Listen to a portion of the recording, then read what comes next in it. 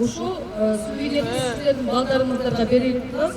Достук эс алуу багы бүгүн мүмкүнчүлүгү чектелип, үйүндө окуган балдар менен алардын ата-энесине толду. Алар үчүн Рамазан айында шаардык ички иштер бөлүмүнүн кызматкерлери майрамдык маанай тартуулап, атайын иш-чара өткөрүштү.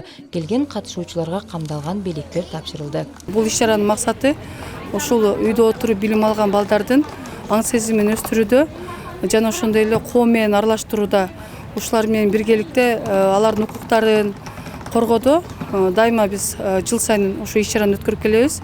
Бул балдар өзгөчө балдар, аярлуу балдар. Аярлуу балдарды жалпы мамлекет биригип камкордукка алып, ушул балдардын дагы коомго аралаштыруусуна бул биздин милдетибиз болуп эсептелет. Иш-чаранын жүрүшү белек берүү менен гана чектелген жок. Анда колдоо көрсөтүп, жардам колун сунам деген кайрымдуу демөөчүлөр дагы күбө болушту. Каалоочуларга акысыз психологиялык сабактарды алуу мүмкүнчүлүктөрү айтылып, кол өнөрчүлүккө кызыккандар дагы окуса болору маалымдалды. Ороз айынын акыркы күндөрүндө КОВУД тарабынан ушундай иш-чара уюштурулуптур. Анан мага сунуш кылышкандан мен дагы өзүм кичине болсо дагы бир пайдам тийсин деп ушундай гипстен декорация жасап бердим. Именно мындай ладошка, бул мындай өзүнчө бир теплота, ошондой бир жакшылыкты билдирген неме да, бата бизде батадай да мондой.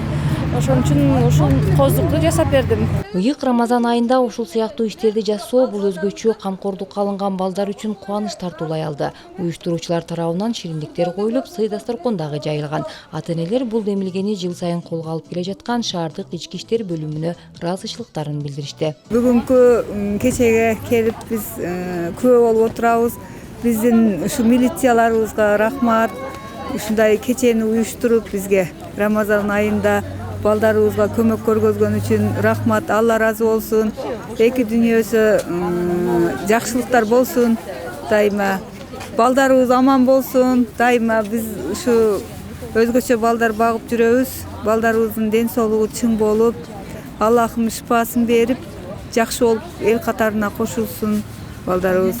Белгилей кетсек, бүгүнкү күндө Жалал Абад шаарынын аймагында жалпы 120дан ашуун камкордукка алынган үйүндө билим алган өспүрүмдөр бар. Алардын баары бүгүнкү Ороз айындагы иш-чарага катышууга мүмкүнчүлүк алышты.